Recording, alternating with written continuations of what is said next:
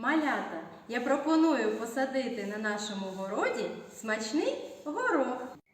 Ось горох, із нього, діти, можна суп зварити, а горошок молодий смачно їсти і сирий. Перед тим, як посадити горох, його потрібно попередньо замочити. Беремо ємкість і висипаємо в неї сухе насіння гороху.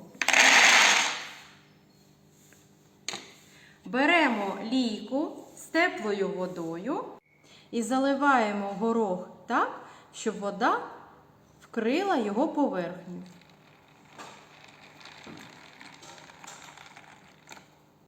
А робимо ми це для того, щоб наше насіннячко прокинулося і пустило росточок. Доброго ранку, малята! Вчора ми з вами залили теплою водою сухе насіння гороху.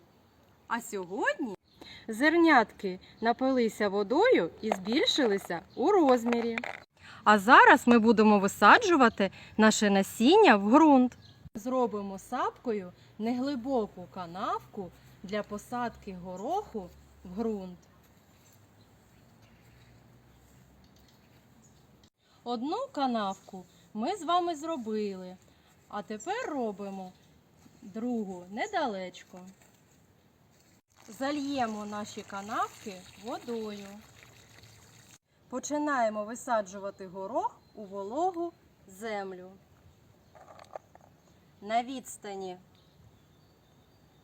4 см одна від одної. Горошок ми садимо у вологий ґрунт для того, щоб він швидше пустив росточки. Присипаємо землею наші рядочки з горохом. І наприкінці знову заливаємо водичкою. Подивіться, як зароджується життя в маленькій горошинці.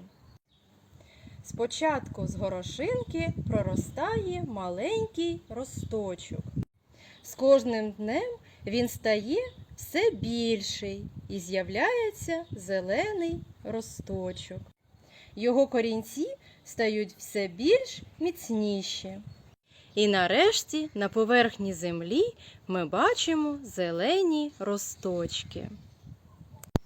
Пройшов час, і на поверхні ми бачимо довгі стебла з листочками і тоненькими вусиками. Діти, теж посадіть разом з батьками на своєму городі горошок і пригощайте ним своїх друзів.